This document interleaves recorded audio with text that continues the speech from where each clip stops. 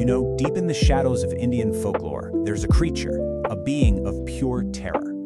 It's said to inhabit the dead, haunt cremation grounds, and is even known as the king of all ghosts.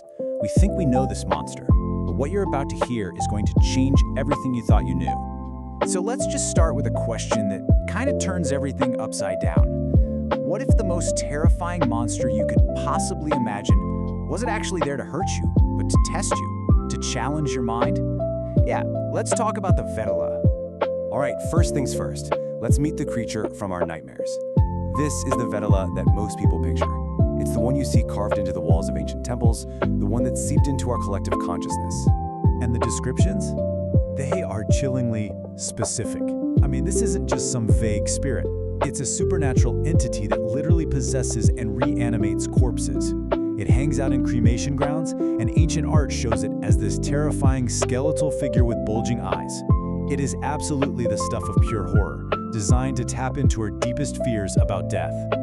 And honestly, for most people, that's where the story stops. The Vetala gets filed away as just another scary creature from a faraway land.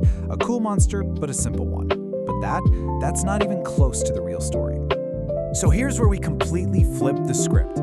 Because the most famous version of the Vetala isn't just a monster, it's a genius. And its true story comes from an incredible text from the 11th century. The text's called the Vetala Panchavenshati, which basically means the 25 tales of the Vetala. It was put together by a writer named Somadeva almost 1,000 years ago. And this isn't a book of cheap scares, it's a brilliant frame story where a mysterious spirit tells tales to a legendary king. And that frame? Well, that's the key to everything. So let's meet our main characters. On one side, you've got our hero, King Vikram. He's brave, he's incredibly smart, and he is bound by his duty. And on the other side, you have the Vetala. But here's the twist. He's not some mindless zombie. He's described as a witty, philosophical, celestial spirit that just happens to be borrowing a corpse. His job isn't to kill people, it's to be a dispassionate examiner of morality. And this whole setup leads to the real heart of the legend, a cursed quest that is basically the most high-stakes battle of wits you can possibly imagine. So check out the rules of this game, because it's an absolutely brilliant trap. King Vikram is told he has to go capture the Vetala and carry it on his back to a sorcerer. Simple enough, right? Nope. While Vikram is carrying him, the Vetala tells him a story, and every story ends with a wicked moral riddle. Now, if Vikram answers correctly, the Vetala is freed and instantly zips back to his tree, forcing the king to start all over. But, and this is the absolute kicker, if Vikram knows the right answer and decides to stay quiet to avoid losing his prisoner, his head will explode into 1,000 pieces. He has to prove he's wise, even if it guarantees his own failure again and again. And we're not talking about simple riddles here. These are deep, philosophical knots. The Vetala lays out some messy human drama and then asks something like this. O king, to which of these two does the greater guilt attach? He forces Vikram to instantly dissect issues of justice, duty, and human nature. And this is the whole point right here. The Vetala isn't a monster you kill with a sword. It's a teacher you have to engage with your mind. The entire legend is a test of wisdom, not brute force. But believe it or not, the story gets even stranger. This fascinating character didn't just stay in old books, it leaped off the page and became something else entirely, a revered, living god. So you've got this duality. On one hand, you have the literary Vetala, the witty, corpse-possessing spirit from the Sanskrit texts. But in parts of India, particularly Goa and the Konkan region, he's worshipped as Vitoba, a Grama Devata, which means a village guardian. And this version isn't a trickster, he's a powerful protector, and the way people worship him is just wow. Get this.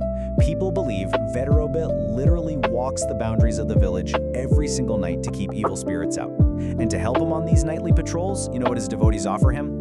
Leather sandals. They leave shoes at his shrine so he can make his rounds comfortably. Think about that. This ancient monster has become a divine watchman for an entire community.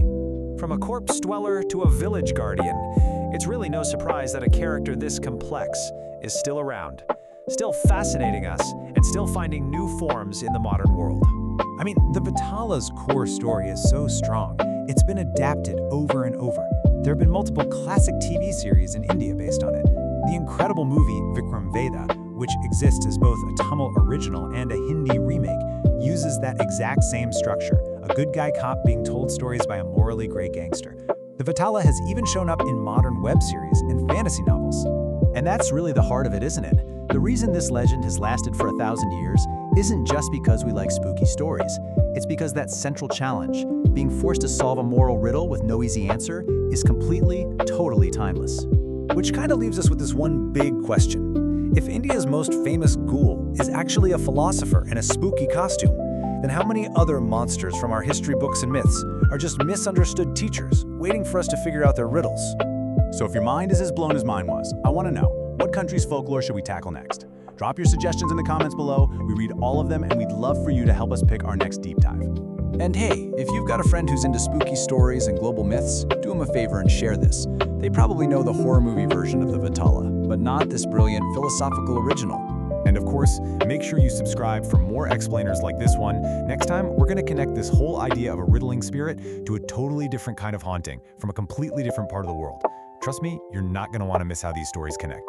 And one last thing, if you're the kind of person who loves folklore that's actually researched and not just retold from rumors, go ahead and hit that notification bell. It's the best way to make sure you're here the next time we unmask a monster. Thanks for hanging out with us.